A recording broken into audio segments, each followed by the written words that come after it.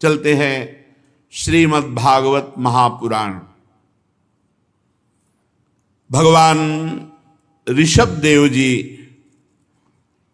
जिनके 100 पुत्र सबसे बड़े महाराज भरत जी, जिनके नाम से इस अजनाब वर्ष अजनाब खंड को भारत देश कहा गया। भरत जी से सब जो छोटे पुत्र हैं सब महापुरुष हैं। 9 तो 9 खंड के राजा हुए और एक 9 योगेश्वर हुए और 81 याज्ञिक ब्रह्म ऋषि हुए। भगवान ऋषभ देव जी के पुत्र समस्त प्रजा को और अपने पुत्रों को भगवान ऋषभ देव जी उपदेश कर रहे हैं। बहुत ध्यान से सुनना चाहिए, परम मंगलमय उपदेश है। ऋषभ उवाच नायं देहो देह भाजां निर्लोके कष्टान् कामानर्हते विद्भुजां ये तपो दिव्यं पुत्र कायेन सत्वं शुद्ध ध्येय दस्मात् ब्रह्म सौख्यं त्वनन्तं महत्सेवां द्वारमाहुर्विमुक्ते तमो द्वारं योषितां संग संगं महान्तस्ते समचित्ताः प्रशान्ता विमन्यवः सुहृदः साधवो ये। भगवान ऋषभ देव जी ने पुत्रों से कहा, इस मृत लोक में मनुष्य शरीर दुखमय विषय भोग प्राप्त करने के लिए नहीं मिला है। ये विषय भोग तो कुत्ता सुअर आदि को भी प्राप्त है, पक्का समझिए। जैसे आप स्त्री सहवास कर सुख लेते हैं, ऐसे हर पशु पक्षी को सुख प्राप्त होता है। जैसे आप नींद का, भोजन का, ऐसे सबको मिलता है। निद्रा भय आहार मैथुन, ये सबको समान सुख प्राप्त है। ये मर्तलोक में मनुष्य शरीर दुखमय विषय भोग भोगने के लिए नहीं है। ये विषय भोग तो सूकर कुकर को भी प्राप्त है, सुअर कुत्ता को भी प्राप्त है।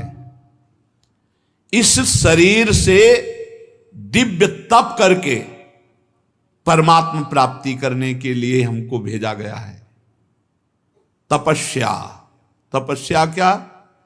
काम का वेग, क्रोध का वेग, भूख का वेग, वाणी का वेग, वर्षा, गर्मी, सर्दी, सब कुछ सहना, भजन न छोड़ना किसी भी परिस्थिति में, मान अपमान निंदा स्तुति, सब वेगों को सहना, द्वंद्वों को सहना, यही तपस्या है। तितिक्षा, सहनशील स्वभाव, यही तपस्या है। किसी से कोई शिकवा शिकायत नहीं, जैसी परिस्थिति हम उसमें राजी हैं, हर कष्ट को सह रहे हैं।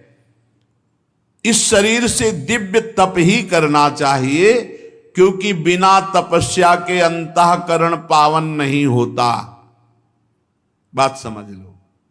बिना तप के श्री हरिवंश प्रसिद्ध धर्म समुझे न अलप तप, समुझो श्री हरिवंश कृपा सेवो धर्मिन जप। सेवक जी महाराज कह रहे हैं, ये निकुंज रस छोटी मोटी तपस्या वाले को प्राप्त नहीं होता, बड़ी तपस्या जिसकी हो। श्री हरिवंश प्रसिद्ध धर्म समुझे न अलप तप, थोड़े तप वाला हरिवंश धर्म को नहीं समझ सकता। यद्यपि ये प्रसिद्ध धर्म है, प्रेम धर्म। समझो श्री हरिवंश कृपा, हरिवंश कृपा से समझ सकते हो क्या? हरिवंश चंद्रजू ने कहा, श्याम श्यामा पद कमल संगी सिर नायो, तेन वचन मानत गुरुद्रोही निस्दिन करत आपनो भायो। तो इत व्यवहार न उत परमारथ बीच ही बीच जो जन्म गवायो, जो धर्मिन सो प्रीति करत नहीं, कहा भयो धर्मी जो कहायो। करो श्री हरिवंश उपासक संग, जो प्रीति तरंग सुरंग बहो। सेवक जी महाराज कह रहे हैं, हरिवंश धर्म को छोटे तप वाला नहीं समझ सकता, महान तपस्वी समझ सकता है। तो महान तप क्या है? भगवत प्रेमी महात्माओं का संग, उनकी सेवा, उनकी आज्ञा में चलना, उनका सुमिरन करना। श्री हरिवंश प्रसिद्ध धर्म समुझे न अलप तप, समुझो श्री हरिवंश कृपा। क्या? सेवहु धर्मिन जप। जो रसिक जन है, भगवत प्रेमी महात्मा है, उनकी सेवा, उनका सुमिरन, उनकी आज्ञा पालन, इसी परम तप के द्वारा आप प्रेम धर्म को समझ पाएंगे, भगवत प्राप्ति कर पाएंगे। तो इस शरीर से दिव्य तप करना चाहिए, क्योंकि बिना तप के अंतःकरण पवित्र नहीं होता, और बिना अंतःकरण पवित्र हुए ब्रह्मानंद या भगवदानंद की प्राप्ति नहीं होती। शुद्धेद्यस्मात् ब्रह्म सौख्यम त्वनंतम। जहां अंतःकरण शुद्ध हुआ, अनंत सुख प्रदान करने वाले श्री भगवान का साक्षात्कार या ब्रह्मानंद, दोनों जो चाहे वो प्राप्त कर सकता है। महत सेवाम द्वारम आहुर्विमुक्ते स्तमो द्वारम योषिताम संग संगम। महापुरुषों का संग ही सेवा, आज्ञा पालन, भगवत सुमिरन, इसमें रति प्रदान करता है, और इसी से मोक्ष या प्रेम की प्राप्ति होती है। और जो विषयी पुरुषों, कामी पुरुषों का संग है, उससे नरक की प्राप्ति होती है।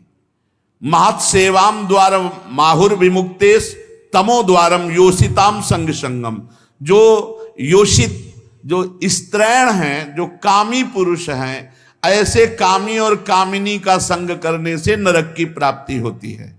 और भगवत प्रेमी महात्माओं का संग करने से सेवा, सुमिरन, स्वाध्याय, भगवत आराधना में रति होती है, जिससे मोक्ष की प्राप्ति होती है या प्रेम की प्राप्ति होती है। महंतस्ते समचित्ता प्रशांता विमन्यवः सुहृदा साधवो। ये महापुरुष कौन है? जिनके संग से भगवत प्राप्ति हो जाती है, जिनके संग से मोक्ष प्राप्त हो जाता है। उन महापुरुष के लक्षण क्या हैं? बोले महंतस्ते समचित्ताहा, जिनका चित्त समता को प्राप्त हो गया है। मान अपमान में, दुख सुख में, अपने यहां तो तीसरी भूमिका में ही समता आ जाती है। शत्रु मित्र सम जानि, मान मान अपमान सम, दुख सुख लाभ न हानि। यह जो कृपा हरिवंश की, कृपा की तीसरी भूमिका में स्थिति आ जाती है। प्रथम भूमिका में मुख वर्णत हरिवंश, चित्त नाम हरिवंश रति, मन सुमिरन हरिवंश। यह जो कृपा हरिवंश की, हरिवंश शरणागत होकर निरंतर सुमिरन में मगन, ये प्रथम भूमिका। फिर व्यवहार में सब जीवन सो प्रीति, रीत निवाह तापनी, श्रवण कथन प्रतीति, यह जो कृपा हरिवंश की दूसरी भूमिका। व्यवहार में सबसे प्रेम का व्यवहार, किसी से कोई बदले में चाह नहीं, और अपने वाणी जी के श्रवण कथन में दृढ़ विश्वास, दृढ़ प्रतीति, दृढ़ विश्वास। तीसरी भूमिका शत्रु मित्र समझाने, दुश्मन में और मित्र में समान भाव। मान मान अपमान सम, मान में और अपमान में समभाव, लाभ हानि में समभाव, सुख दुख में समभाव। ये तीसरी स्थिति, तीसरी भूमिका जागृत हो गई। चौथी भूमिका भगवत प्रेम में डूबे हुए रसिक महापुरुषों का निरंतर सानिध्य प्राप्त होना। नितिक धर्मिन संग, रंग बढ़त नित नित सरस। तो नित नित प्रेम अभंग, यह जो कृपा हरिवंश की। और पांचवी भूमिका में निरखत नित्य विहार, पुलकित तन, लीला में प्रवेश। महापुरुष कौन है? जो कृपा प्रकरण में तीसरी भूमिका है, वो समचित्तानाम, किंचन मात्र किसी में कभी भी विषमता नहीं, ना किसी से राग, ना किसी से देश, सब में एक अपने आराध्य देव को देखना, यही क्षमता है। सर्वान वस्तुतया निरीक्ष परम स्वाराध्य बुद्धिर्मम, मेरे राधा वल्लभ लाल सम में विराजमान है। तो समचित्ता, प्रशांता, कैसी भी स्थिति आवे हृदय में हलचल नहीं होनी चाहिए, चाहे जितनी सुखद स्थिति हो या दुखद, वही शांत स्थिति, वही भजन परायण स्थिति। ये महापुरुषों के लक्षण है। सबके प्रति समान भाव, किसी भी परिस्थिति में उद्विग्न या क्षोभ ग्रसित ना होना, भगवत विस्मरण ना होना, हर समय भगवत स्मृति में डूबा हुआ शांत स्थिति, चाहे जितनी भयावह स्थिति हो, चाहे जितनी सुखद हो, ना सुखद में हर्ष है ना भयावह में उद्विग्नता है, एकमात्र वो शांत स्थिति, शांताकारम। तो प्रशांता, परम शांत। फिर आगे विमन्यवः, विमन्यवः क्रोधहीन, कितना भी कोई गुस्सा दिलाए कभी गुस्सा ना। जब प्रशांत है तो उसमें गुस्सा आ ही कैसे सकता है। जो समचित्ता प्रशांता, तो अपने आप स्थिति आ जाएगी। विमन्यवः, गोस्वामी जी मानो इसी की टीका कर रहे हैं। उमा जे राम चरण रत, विगत काम मद को, निज प्रभु में देखें जगत, तो कहीं सन करहीं विरोध। सर्वत्र जब अपने भगवान को देख रहे तो किससे विरोध करेगा, किससे क्रोध करेगा। तो प्रशांता समचित्ता, जो सर्वत्र अपने प्रभु को देखता है, हर परिस्थिति में भगवत स्मरण परायण शांत रहता है और क्रोधहीन है। क्रोध कामना से आता है।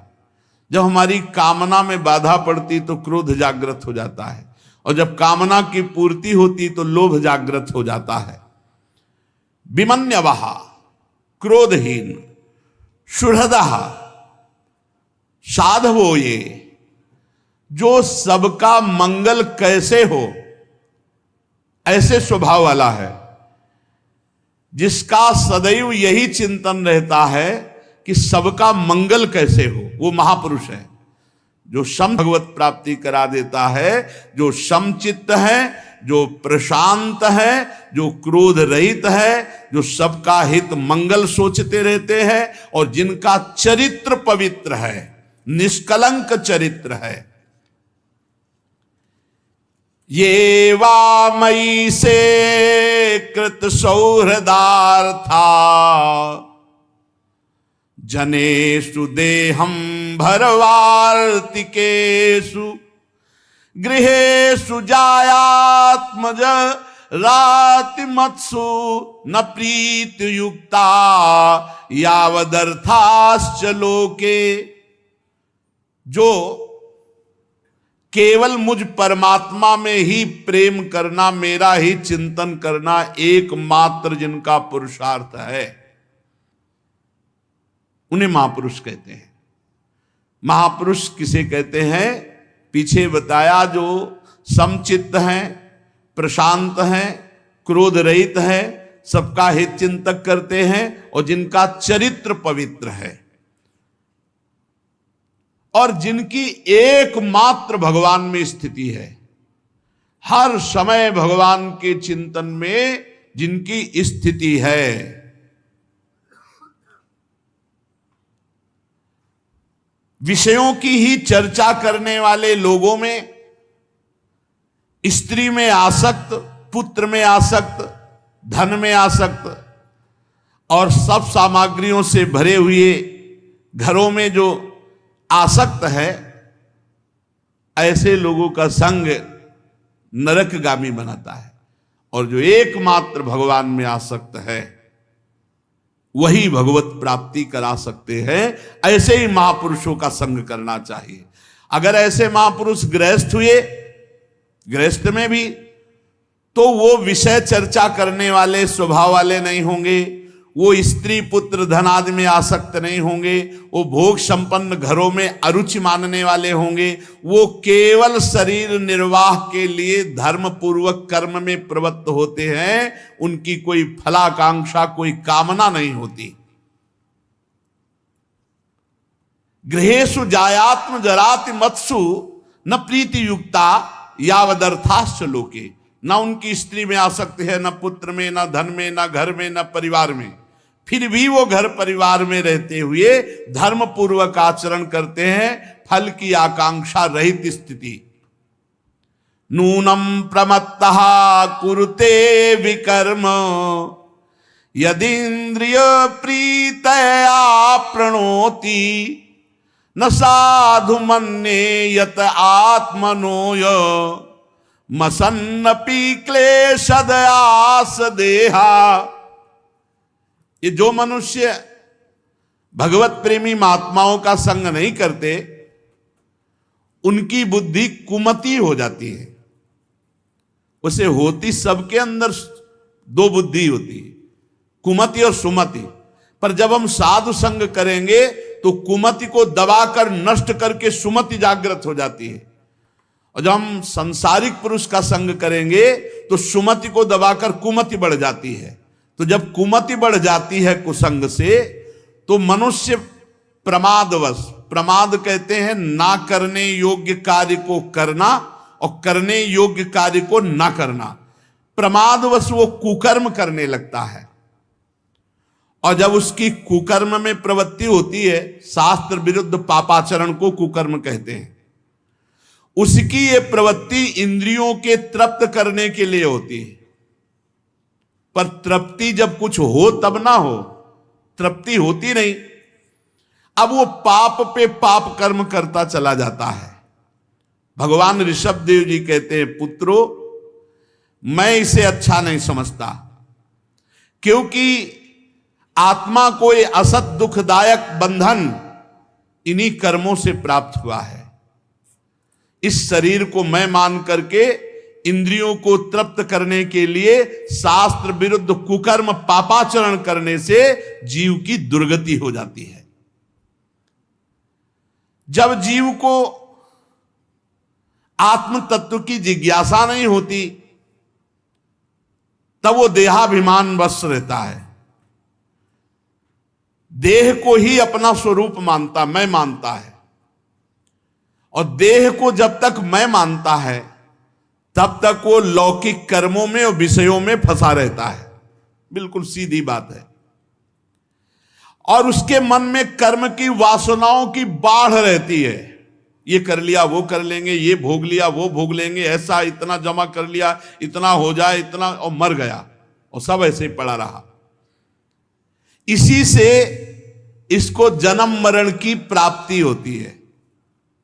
फिर समझिए, जिसको आत्म तत्व की जिज्ञासा नहीं होती, मैं कौन हूं, मेरा लक्ष्य क्या है, मैं यहां क्यों आया हूं, कब तक ये भटकता रहूंगा, तो उसे शरीर में मैं बुद्धि रहती है, आत्म जिज्ञासा ना होने के कारण। और शरीर में मैं बुद्धि होने के कारण वो इंद्रियों के भोगों में और कर्मों में फंसा रहता है। और उसके हृदय में बहुत सी कर्म वासनाएं, भोग वासनाएं, जिसके कारण बार बार देह बंधन, जन्म मृत्यु उसे प्राप्त होता है। इस प्रकार अज्ञान अविद्या के द्वारा अपने आत्म स्वरूप के ढक जाने से कर्म वासनाओं के वशीभूत हुआ चित्त वो कर्मों में ही घूमता रहता है। जब तक मुझ परमात्मा में, मुझ भगवान में निरंतर चिंतन करके प्रीति नहीं होगी, तब तक ये देह बंधन छूट नहीं सकता। एवं मनः कर्मवशं प्रयुंक्ते अविद्यात्मन्युपधीयमाने प्रीतिर्न यावन्मयि वासुदेवे न मुच्यते देह योगे न तावत। इस अविद्या के द्वारा, अज्ञान के द्वारा, आत्मज्ञान ना होने पर उसे ये महसूस होता है मैं स्त्री हूं, मैं पुरुष हूं, और इसी से कर्म वासनाओं से उसका चित्त भटकता रहता है। जब तक मुझ वासुदेव भगवान में प्रीति नहीं होगी तब तक ये आवागमन का बंधन नहीं छूटेगा। ये जीव पागलों की तरह चेष्टा किए जा रहा है, ये पता नहीं हर चेष्टा का फल है तुम्हें भोगना पड़ेगा, बस किए जा रहा है। जब तक विवेक दृष्टि का आश्रय लेकर इंद्रियों को भोगों से नहीं हटाएगा, इंद्रियों की मांग को मिथ्या नहीं मानेगा, इंद्रियों की मांग को हम सत्य मानते हैं, सुखमय मानते हैं, तभी हमारे आचरण बिगड़ जाते हैं। जब हम इंद्रियों की मांग को मिथ्या माने, ये व्यर्थ फंसाने वाली मांग कर रहे हैं, जब तक विवेक दृष्टि का आश्रय लेकर इंद्रियों की चेष्टाओं को मिथ्या नहीं देखा, मिथ्या नहीं माना, तब तक उसे आत्मज्ञान की स्मृति नहीं होती और वो अज्ञानवश विषय प्रधान शरीर में, घर में, स्त्री में, पुत्र में आसक्त होकर तरह तरह के क्लेश उठाता रहता है। वैसे ही भगवान की माया का बड़ा विचित्र बंधन है। फिर स्त्री और पुरुष, इनका जो दाम्पत्य सुख बंधन है, ये तो बहुत ही विचित्र है।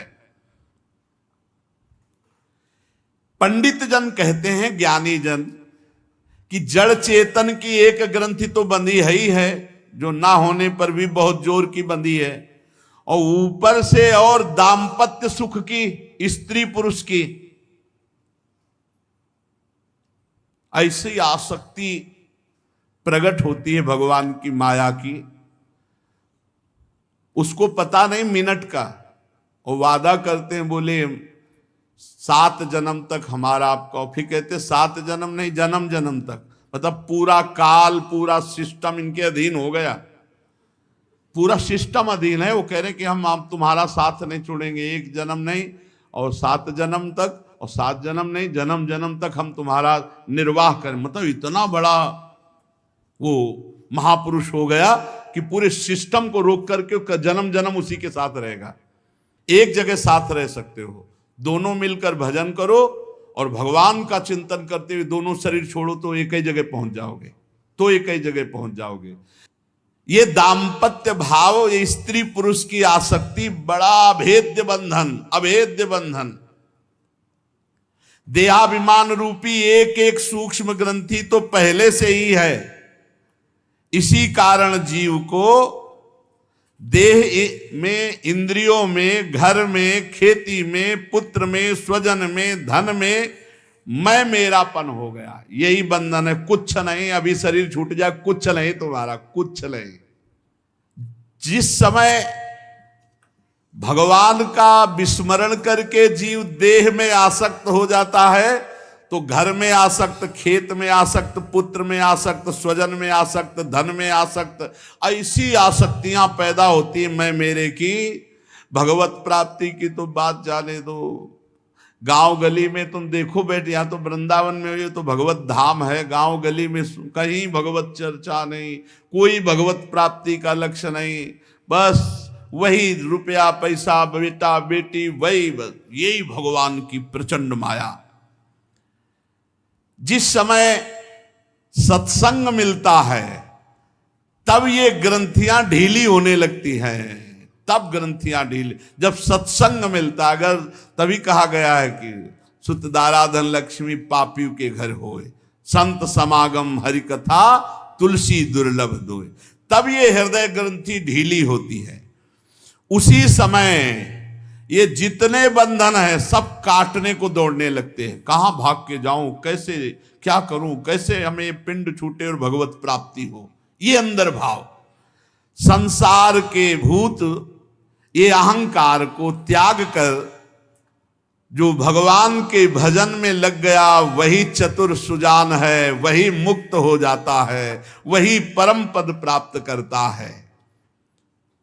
हंसे गुरौ मयि भक्त्यानुवृत्त्या वितृष्णया द्वंद्व तितिक्षया च सर्वत्र जंतुर्व्यसनावगत्या जिज्ञासया तपसेहा निवृत्त्या। इस संसार सागर से जो पार कराने में कुशल हैं, धैर्यवान हैं, जो उद्यम परायण हैं, ऐसे संतों का संग करना चाहिए। संसार सागर से पार कराने में कुशल, कौन सा अनुष्ठान, कौन सी सेवा, कौन सा पाठ, कौन सा भजन, ऐसे चलो ऐसे चलो। ऐसे महापुरुष को अपनी आत्मा गुरु स्वरूप से वर्ण करना चाहिए। हंसे गुरु मई भक्त्यानुवृत्त्या।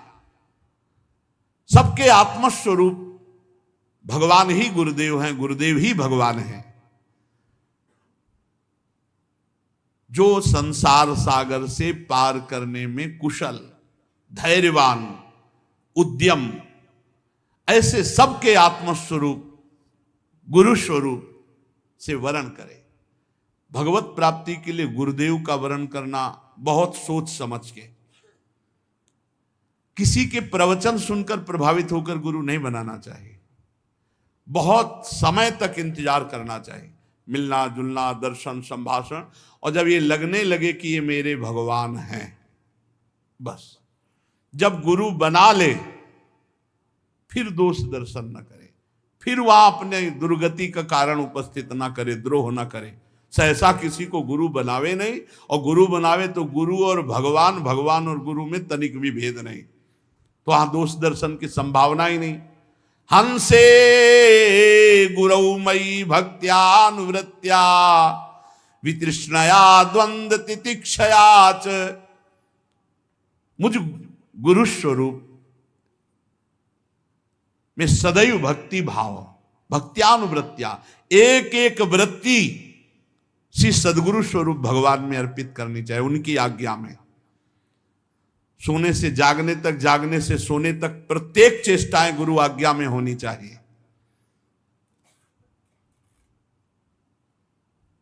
भगवान की प्राप्ति गुरुदेव की कृपा से है, गुरु कृपा ही केवलम। गुरुदेव ही भगवान है, भगवान ही गुरुदेव है। उनकी आज्ञा में जीवन समर्पित कर दे वो धन्य भाग। कोई बिरला ही होता, मनमानी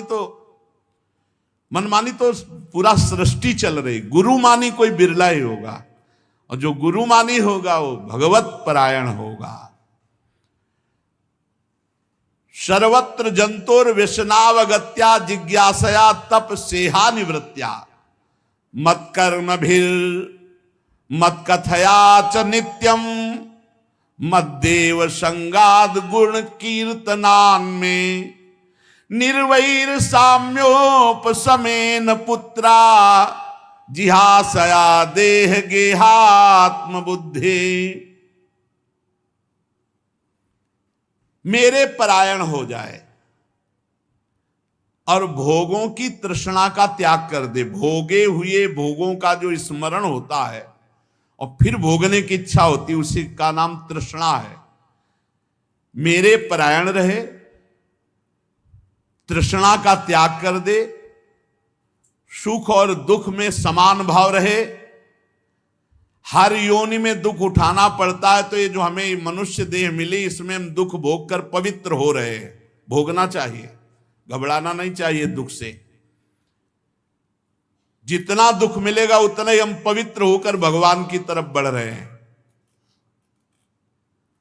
तत्व जिज्ञासा से, तपस्या से, सकाम कर्मों के त्याग से, मेरे लिए ही कर्म करने से, मेरी कथाओं को रोज सुनने से, मेरे भक्तों के संग मेरा नाम कीर्तन करने से, किसी से भी सृष्टि में वैर ना करने से, समता से, शांति से, शरीर घर आदि में मैं मेरेपन भाव को त्यागने की इच्छा से, रोज शास्त्र स्वाध्याय से, कुछ समय एकांत सेवन से, प्राण इंद्रिय और मन के संयम से, शास्त्र और संत पुरुषों के वचन सुनकर उनमें यथार्थ बुद्धि रखने से, पूर्ण ब्रह्मचर्य से, कर्तव्य कर्मों को निरंतर सावधान होकर करने से, मौन से, मेरी ही सत्ता देखने से, अनुभव ज्ञान सहित तत्व विचार से, योग साधना से, इन सब साधनों से जो वर्णन किए गए, अहंकार का नाश हो जाता है और लिंग शरीर लीन हो जाता है, वो मोक्ष पद भी प्राप्त कर लेता है। कोई साधन पकड़ लो, इतने साधन बताए भगवान ऋषभ देव जी ने। पहली बात, संत महापुरुषों का संग मोक्ष प्रदान करने वाला, कामिनी कामी विषयी पुरुषों का संग नरक प्रदान करने वाला। कैसे संत महापुरुष होते हैं? तो बोले समचित्त, प्रशांत, क्रोध रहित, सबका कल्याण चाहने वाले और सदाचार परायण अर्थात पावन चरित्र। ऐसे संतों का जब संग किया जाता है तो हमारे हृदय में भागवतिक साधन उदय हो जाते हैं। हम सदगुरुदेव का वर्णन करें, आत्मस्वरूप सदगुरुदेव, मेरी आत्मा सदगुरुदेव भगवान, सदगुरुदेव भगवान मेरी आत्मा है, और अनन्य भाव से उनकी भक्ति करने से, भगवान के परायण से, भोगे हुए भोगों का त्याग करने से, सुख दुख में समान भाव, हर योनि में दुख भोगना है तो मनुष्य योनि में दुख भोग करके भगवान को प्राप्त कर लेंगे, अन्य योनियों में जाना ही नहीं पड़ेगा। इस विचार से, तत्व जिज्ञासा से, तपस्या से, सकाम कर्म के त्याग से, भगवान के लिए ही कर्म करने से, भगवान की रोज कथाएं सुनने से, भक्तों के संग नाम कीर्तन करने से, बैर त्याग से, समता से, शांति से, शरीर घर आदि में मैं मेरेपन के भाव का त्याग करने से, अध्यात्म शास्त्रों का स्वाध्याय करने से, कुछ समय एकांत सेवन का स्वभाव बनाने से, प्राण इंद्रिय और मन के संयम से, संत पुरुषों के वचन पर बिल्कुल सत्य बुद्धि रखने से, पूर्ण ब्रह्मचर्य से, मौन से, सर्वत्र भगवान की सत्ता देखने से, ये योग साधना से अहंकार नष्ट हो जाता है, लिंग शरीर लीन हो जाता है और वो परम पद का अधिकारी होता है। मनुष्य को चाहिए सावधान रहकर अविद्या के द्वारा बंधे हुए हृदय ग्रंथि को गुरुजनों के उपदेश से, शास्त्र ज्ञान से काट डालो, इसी जन्म में काट डालो। क्या हृदय ग्रंथि है? मैं स्त्री हूं, मैं पुरुष हूं।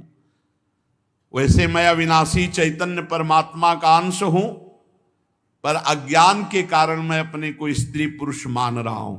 ये हृदय में ग्रंथि जो पड़ गई है, इसे गुरुदेव के द्वारा दी हुई उपासना से काट डालो, शास्त्र के वचनों का मनन करके इसे मिटा दो। मैं ना स्त्री हूं ना पुरुष हूं, मैं भगवान का अंश, भगवत स्वरूप हूं।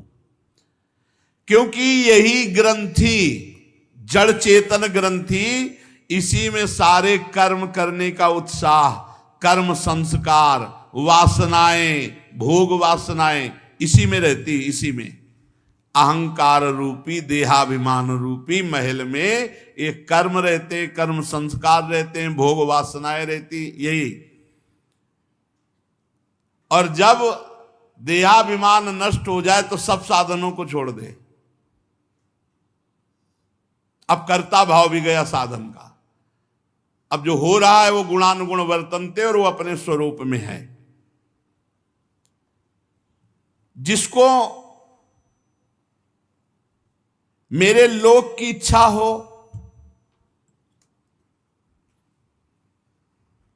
अथवा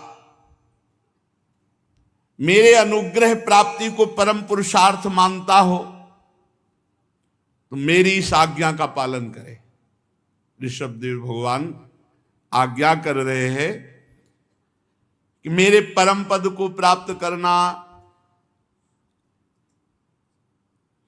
मेरी कृपा को प्राप्त करना, तो मेरी आज्ञा का पालन करना।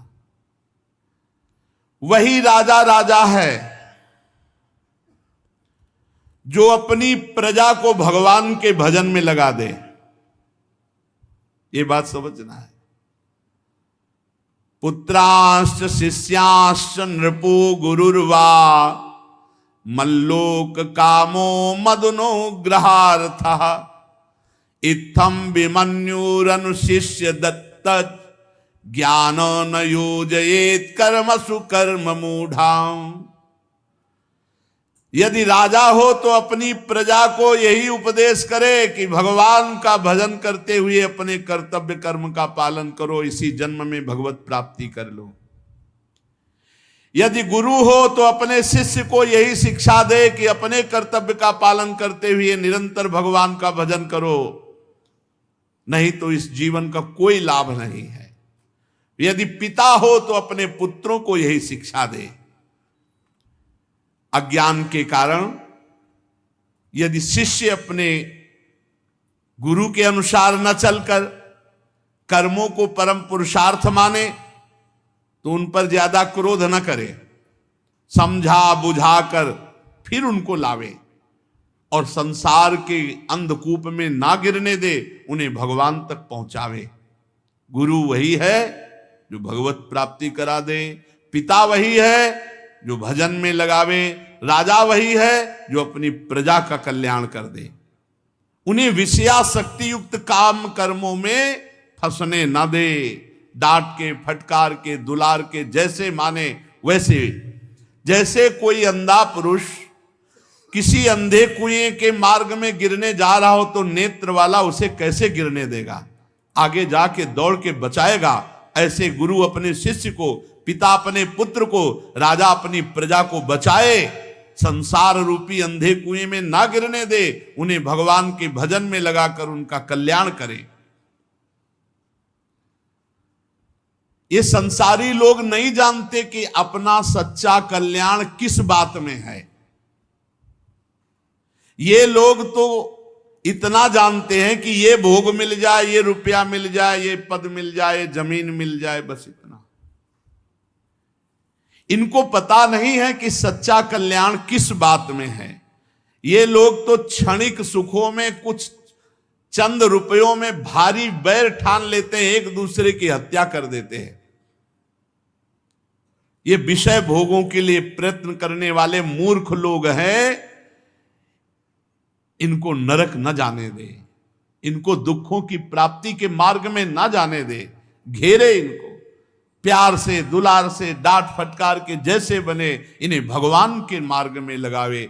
और जो मूर्ख बिल्कुल ही बात नहीं मानते तो फिर अन्योन्य वैरः सुख लेस हेतो रनंत दुखम चन वेद मूढ़ा। इन मूर्खों को, मूढ़ों को बोले जहां सुख का लेस भी नहीं, ऐसे घोर दुख में नरक की प्राप्ति होती है। बचा ले, इन प्राणियों को बचा ले।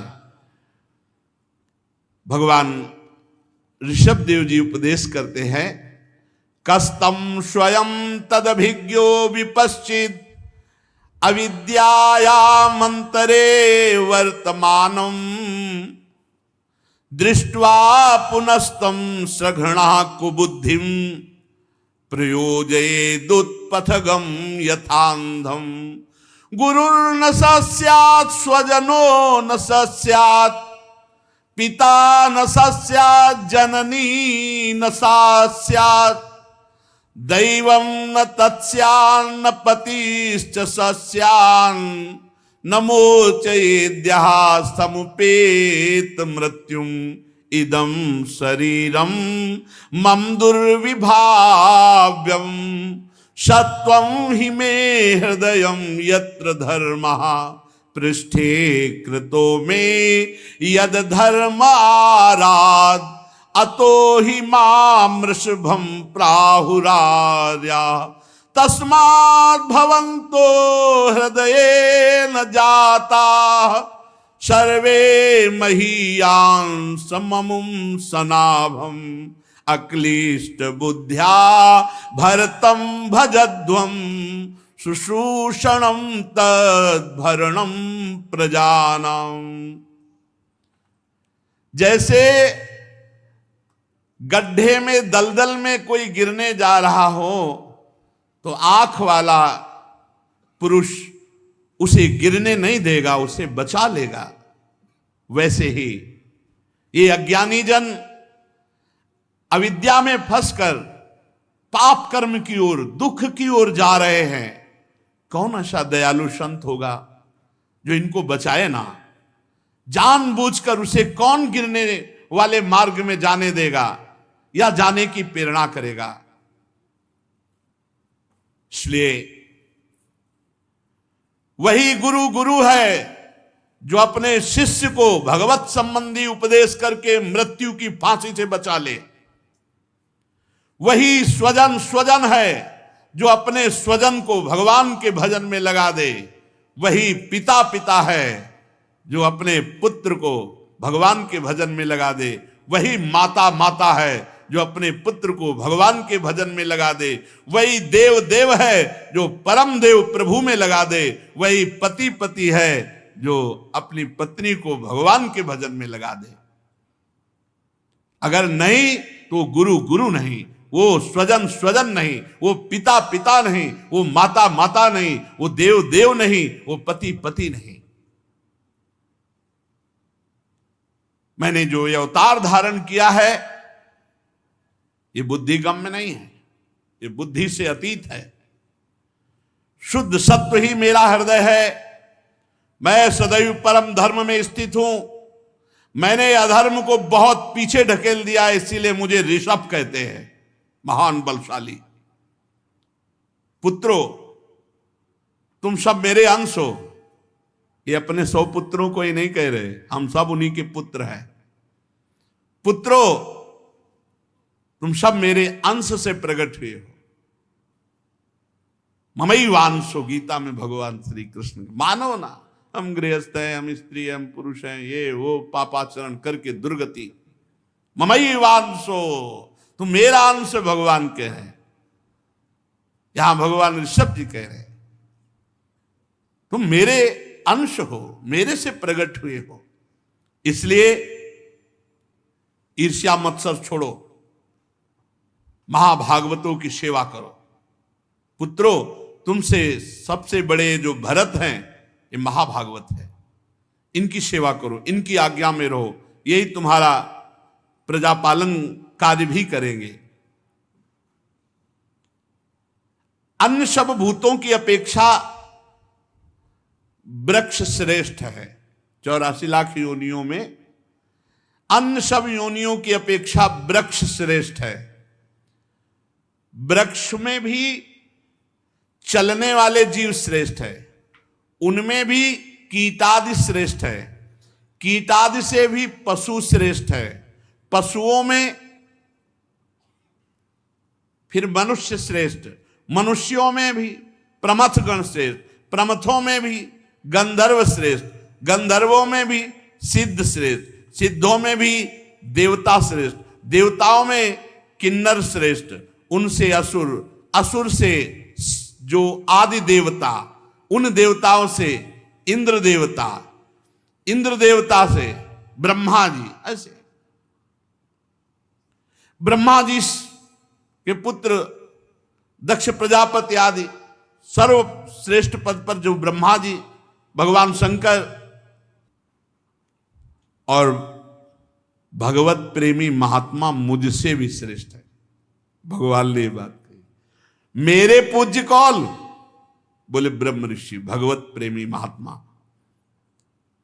सब भूतों में वृक्ष श्रेष्ठ, उनमें चलने वाले जीव श्रेष्ठ, उसमें कीटादि श्रेष्ठ, उसमें पशु श्रेष्ठ, पशुओं से भी मनुष्य श्रेष्ठ, मनुष्यों से प्रमथ गण, प्रमथों से गंधर्व, गंधर्व से सिद्ध, सिद्धों से देवता, देवता के अनुयायी किन्नर आदि असुर, असुरों से फिर श्रेष्ठ देवता जो आदि देवता, आदि देवताओं से इंद्र देवता, इंद्र देवता से दक्ष प्रजापति आदि, ब्रह्मा जी, ब्रह्मा जी से भगवान शंकर, भगवान शंकर से भी श्री हरि। परंतु मेरे से श्रेष्ठ है भगवत प्रेमी महात्मा जन, जो ब्रह्म ऋषि जन है, क्योंकि मैं उनको अपना पूज्य मानता हूं। इसलिए इन ब्रह्म ऋषियों से बढ़कर के त्रिभुवन में कोई नहीं है।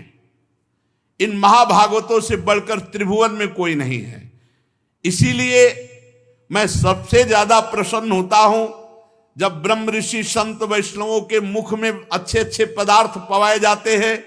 जैसा मैं वैसे प्रसन्न होता हूं, वैसा अग्निहोत्र और यज्ञों से प्रसन्न नहीं होता।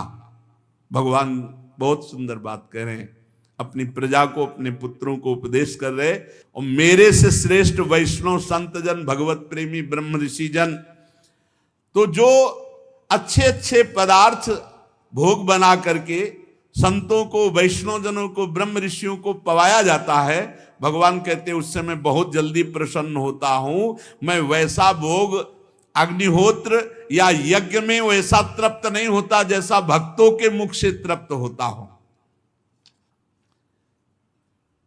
जिन्होंने इस लोक में अध्ययन आदि के द्वारा मेरी वेद रूपाति सुंदर पुरातन मूर्ति को धारण कर रखा, जो हर समय शम दम सत्य दया तपस्या तितिक्षा ज्ञानादि गुणों से संपन्न है, भजन परायण है, उन ब्रह्म ऋषियों से बढ़कर त्रिभुवन में कोई नहीं है।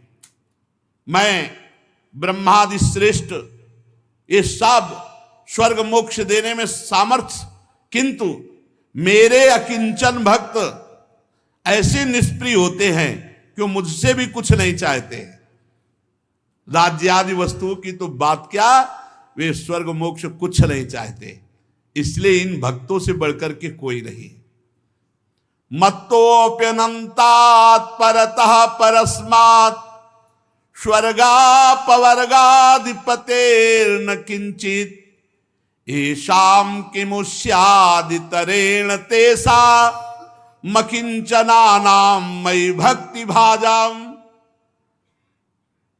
भगवान कहते हैं मैं स्वर्ग मोक्ष सब कुछ देने में समर्थ हूं, पर मेरे अकिंचन भक्त मेरे से भी कोई चाह नहीं रखते।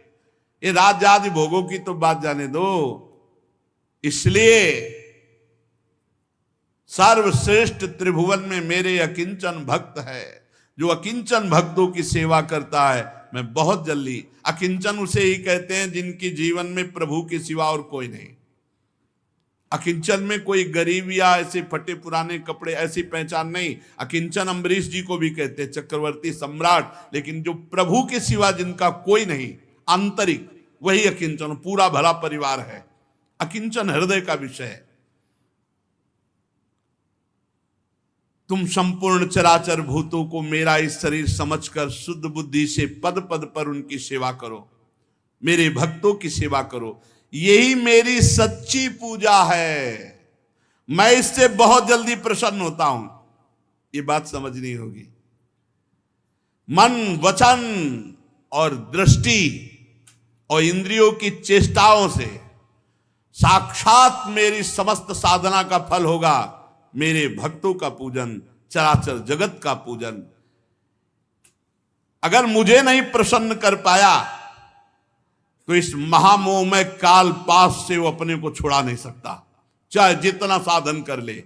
मेरी प्रसन्नता से ही वो खुला कह दिया। भगवान ने खुला कहा, दैवी हेसा गुणमयी मम माया दुरत्तया मामेव ये प्रपद्यन्ते माया में ताम तरंतिते। ये गुणमयी माया को पार करना बड़ा कठिन है, मेरी शरण में हो जाओ, मैं पार कर दूंगा। और यहां भगवान ऋषभ देव जी कहते हैं कि यदि आप मेरी शरण में होकर मेरी बात मान लो कि भक्तों का पूजन करो, भक्तों का सेवन करो, भक्तों का संग करो, चराचर जगत को मेरा साक्षात स्वरूप समझो, तो मैं प्रसन्न हो जाऊंगा। मैं प्रसन्न हो गया तो तुम्हें इस मृत्यु पाश से मुक्त कर दूंगा। और अगर मैं प्रसन्न नहीं हुआ तो बिना पुमान ये महाविमोहात कृतांत पाषाण विमुक्त मीसेत। जब तक मैं प्रसन्न नहीं होता तब तक तुम्हें कोई महाविमोह से, इस महामोह से, काल में पास से तुम्हें कोई छुड़ा नहीं सकता। श्री सुखदेव जी कहते हैं, हे राजन परीक्षित, भगवान ऋषभ देव जी के पुत्र यद्यम स्वयं भगवदाकार स्थिति को प्राप्त महापुरुष थे, तो भी लोगों की शिक्षा देने की उद्देश्य वृत्ति से महाप्रभावशाली परम सुरत भगवान ऋषभ देव जी ने ऐसा उपदेश किया। भगवान ऋषभ देव जी के 100 पुत्रों में भरत सबसे बड़े थे। वे भगवान के परम भक्त और भगवत भक्तों की भी सेवा करने वाले थे। ऋषभ देव जी ने पृथ्वी का पालन करने के लिए महाराज भरत जी का राज्याभिषेक किया और उपशमशील निवृत्ति परायण महामुनियों की भक्ति ज्ञान और वैराग्य रूप परम हंसोचित धर्मों की शिक्षा देने के लिए आप विरक्त हो गए। केवल शरीर मात्र परिग्रह, सब कुछ छोड़ दिया, केवल शरीर, दिगंबर हो गए, नंग धड़ंग सब छोड़ दिया। वस्त्रों का त्याग करके सर्वथा दिगंबर हो गए। बाल बिखेर लिए, पागलों का सा वेश कर लिया और अपने में स्थित अग्निहोत्र की अग्नियों को लीन करके परम सन्यासी हो गए और ब्रह्मावर्त देश से पागलों जैसा बाल बिखेर लेना, दिगंबर हो करके मौन ब्रह्मावर्त देश से बाहर निकल गए। वो सर्वथा मौन, जडांध मूक बधिर पिशाचोन्मादक वद अवधूत वेशो भी भाष्यमाणोपि जनानाम गृहीत मौन व्रतस्तूष्णीम बभूव। वह पूरे मौन का मतलब किसी भी तरह बात न करना, ना अच्छी न बुरी न भागवतिक न प्रापंचिक। जडांध, जड पुरुष, अंधे पुरुष, बहरे पुरुष, गूंगे पुरुष, पिशाचवत पागलों की सी स्थिति, ऐसे अवधूत शिरोमणि अपने को बनाकर विचरने लगे भगवान ऋषभदेव। महाराज भरत को राजगद्दी पर बिठा दिया। अब वो कभी नगरों से निकलते, गांवों से, कभी किसानों की बस्तियों से, बगीचों से, पहाड़ों से, जहां जैसे शरीर चल रहा है बस चल रहा है। रास्ते से निकलते तो जैसे हाथी को मक्खियां सताती है, ऐसे ही मूर्ख लोग जान नहीं पाए ये कौन है। कोई ईंट मारता, कोई गाली देता, कोई जैसे पागल, अब नंग धड़ंग दिगंबर वेश ऐसे लोग बहुत तंग करते। देखो, कोई धमकी देता, कोई मारता, कोई पेशाब करता, कोई थूक देता, कोई ईंट मारता, कोई धूल फेंकता, कोई पकड़ करके उनके मुख के सामने अधोवायु छोड़ता, कोई बड़ी गालियां देता, कोई मार मार करके तिरस्कार करता। ये है, ये विचरण में सब मिलता है। अकेले गंगा किनारे जैसे विचरण किए ना, तो ये जीवन में काफी सामग्री मिली है, मिलती है। भगवान देते हैं, परिपक्व करने के लिए देते हैं, तभी वो स्थिति परिपक्व होती है। भगवान ऋषभदेव इन बातों पर बिल्कुल ध्यान न देते, बस यही कि ये भ्रम है, ये भ्रम है, मैं शरीर नहीं हूं, ये सब भ्रम है, एक स्वप्न है, ये सत्य नहीं है। मिथ्या शरीर में उनकी अहमता ममता तनिक भी नहीं थी, इसीलिए धूल फेंकना, पेशाब कर देना, मारना पीटना, ये सब शांत भाव से सहे, सब शांत। बड़ा कठिन है, बड़ा कठिन है सहना। कहना बात अलग है, जब 4 थप्पड़ और गालियां पड़ती हो, कोई कारण नहीं, अकारण ऐसे मार रहा है कोई, तो उस समय आपका विचार क्या चल रहा है, क्या विचार चल रहा है? भगवान ऋषभ, ये सब भ्रम है, ये सब असत्य है, ये सब मिथ्या है। वे कार्य कारण रूप संपूर्ण प्रपंच के साक्षी होकर परमात्मा स्वरूप में स्थित, इसलिए अखंड चित्तवृत्ति से बिना कोई बचाव पक्ष किए सबके बीच से निकलते। कभी गांव से निकल ले, कभी पहाड़ से, कभी जंगलों से, शरीर की कोई रक्षा नहीं, जब जैसा प्रहार हुआ उसे सह लिया, गर्मी सर्दी भूख प्यास सब।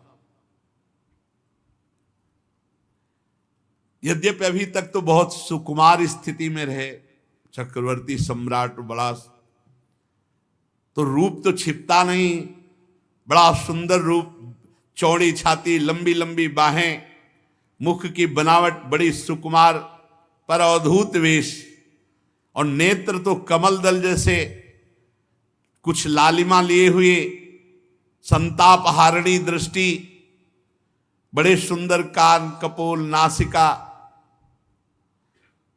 तो कभी कभी इस रूप को देखकर कई लोग मोहित भी हो जाते, पीछे चलते और कहते कि हमें तो लगता है पागल नहीं, पर बिल्कुल मौन, किसी की तरफ देखना नहीं, कोई बोल रहा है तो सुनना नहीं। तभी ऊपर लिखा जडांध मूक बधिर पिशाचोन्मादक वद अवधूत वेशो विभास्यमाणोपि जनानाम गृहीत मौन व्रतस्तोषणिम बभूव। गंगा किनारे ऐसे संतों के दर्शन हुए, ऐसे संतों के दर्शन, बहुत कृपा, एक से एक महापुरुष, एक से एक महापुरुष। घुंघराली जो लटें थी अब वो जटा के रूप में हो गई। अवधूतों के शिरोमणि भगवान ऋषभ देव जी धूल धूसरित मलिन देह विचरण कर रहे। भगवान ने फिर बीभत्स वृत्ति धारण की, घृणास्पद वृत्ति, बीभत्स वृत्ति, लोग नजदीक ही ना जाए ऐसा रूप, भयावना, घृणास्पद। फिर इसके बाद अजगर वृत्ति, लेट गए, चलना ही, अब जो आ जाए सो आ जाए, खाने को ना मिले तो। ये वृत्ति है परमहंसों की, महापुरुषों की। एक महापुरुष अगर पुराने इनमें से हो तो यहाँ चौराहे पे पड़े रहते थे, भगवान दास जी महाराज। उनको पागल से ज्यादा किसी ने कुछ नहीं समझा, और वो सिद्ध महापुरुष, अवधूत वृत्ति को प्राप्त महापुरुष थे। पूरे लक्षण उनमें थे, पूरे लक्षण। फटा पुराना कपड़ा कभी पहने, कभी पूरे दिगंबर चौराहे पे पड़े, पूरी वर्षा हो रही है ऐसे ही पड़े, सर्दी के समय ऐसे ही पड़े, कोई कंबल उड़ा गया, कोई कंबल उठा ले गया, बड़ी अच्छी स्थिति थी। इनमें से किसी ने देखा है भगवान दास जी को? पागल से ज्यादा उनको कोई नहीं समझता था, और ये सिद्ध, पर बिल्कुल सिद्ध बात के वो सिद्ध महापुरुष थे। एक पहली बार जब हम संन्यास वेश में थे तो इनको देखा, चूंकि काशी और गंगा किनारे प्राय, तो हमारे मन में आया कि लक्षणों से तो पूरे लग रहे हैं कि ये अवधूत महापुरुष हैं। तो राधा रमण जी से हमें कुलिया मिली, बस उसको कमंडल रखते थे, कमंडल में रखा, और मन में आया कि हे राधा रमण जी, यदि ये सत्य सिद्ध महापुरुष की स्थिति को प्राप्त हैं तो हमारे कमंडल को खोलें और ये कुलिया से आपका प्रसाद ले। बस हमारा संशय नहीं था, पर लोगों के कहने से ऐसा लगता था नहीं पागल तो नहीं, तो सिद्ध पुरुष है। आपसे सत्य कह रहे, बीच रमण रेती में एक पेड़ था, चबूतरा था, जो पूर्व के जन है वो जानते हैं, वो रोड बनने पर हट गया, उसी पे उस दिन बैठे मानो इंतजार कर रहे हो, नंग धड़ंग ऐसे, बिल्कुल सरल भाव से आए, गले में हाथ डाला और बंगाली भाषा में कुछ बोले। बंगाली शरीर था, अब हमें बंगाली आती नहीं, क्या बोले हमें पता नहीं। और हमारा कमंडल खोला, कुलिया निकाली, ऐसे 2 बार चाटा, उसमें रखा और ढक्कन बंद किया, और बस उसी समय साष्टांग दंडवत की। किसी से प्रमाण की जरूरत नहीं, राधा रमण जी ने प्रमाण दिया, वो सिद्ध महापुरुष थे। ऐसी अवधूत चर्या, बिल्कुल यथावत, बिल्कुल यथावत।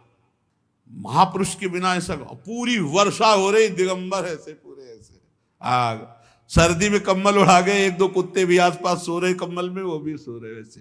कुछ दिन तो यहां लिखा भी रहा है भगवान दास चौराहा। फिर तो इसके बाद भगवान ऋषभ देव जी ने अजगर वृत्ति धारण की। सो शेष चर्चा आगे। श्री राधा वल्लभ लाल की जय।